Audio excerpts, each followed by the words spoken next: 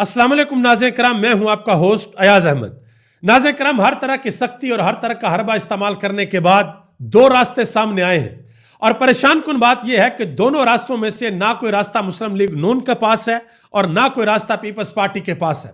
दोनों रास्ते अडयाला के कैदी नंबर 804 के पास है। आज पाकिस्तान के अंदर इंतहाई अहम और बड़ी डेवलपमेंट्स हुई है।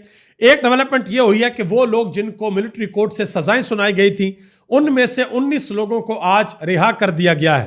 और दूसरी बड़ी खबर यह है कि आज पाकिस्तान मुस्लिम लीग नून की हुकूमत और पाकिस्तान तहरीक इंसाफ के वफद के दरमियान मुज़ाकरात का दूसरा दौर हुआ है और इस दौर के बाद पाकिस्तान तहरीक इंसाफ की जानिब से दो टोक ऐलान किया गया है कि हमारे वो दो मुतालबात जो इमरान खान ने हमें कहे थे और हमने टेबल कर दिए हैं उन पर हम 1 इंच भी पीछे हटने को तैयार नहीं है। और वो मुतालबात क्या हैं कि इमरान खान समेत सब की रिहाई और 9 मई और 26